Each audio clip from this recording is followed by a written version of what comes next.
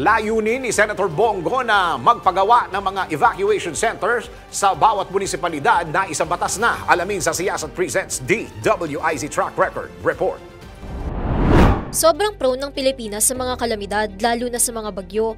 Nakakaawa nga yung mga lugar na laging tinatamaan Parang lagi na lang back to zero yung mga biktima dahil sa tindi ng pinsala. Kaya nga ipapatanong ko sana kung may sapat na evacuation centers ba tayo sa bansa? May umaksyon na ba tungkol dito? Talaga bang may nagawa na siya sa bayan? Alamin, iboto ang tama, itama ang boto. Siyasat presents DWIZ Track Record.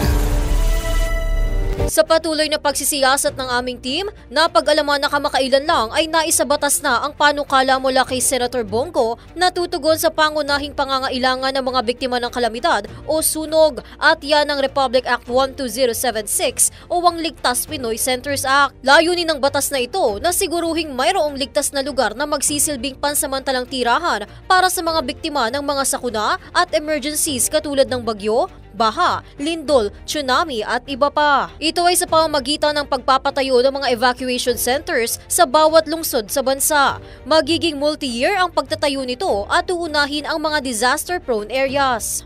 Dahil sa magsisilbi itong pansamantalang bubong para sa mga biktima, marapat lamang na itayo ito gamit ang matitibay na materyales at bubuuhin ng sleeping quarters, magkakahiwalay na banyo para sa mga babae at lalaki, kusina at dining area, healthcare area at iba pang mga pasilidad na kakailanganin ng mga residente sa araw-araw. Pangungunahan ng National Disaster Risk Reduction and Management Council o NDRRMC ang implementasyon ng batas sa pakikipagtulungan sa Department of Public Works and Highways o DPWH, Department of Environment and Natural Resources o DENR, Department of Social Welfare and Development o DSWD at iba pang mga kaukulang ahensya.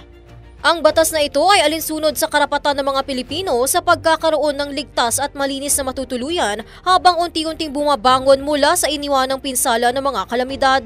At iyan ang track record ni Senator Bongo. Para sa Siyasat Presents DWIZ Track Record, ako si Gia Rafael, nagbabalita ng tama, naglilingkod ng tama.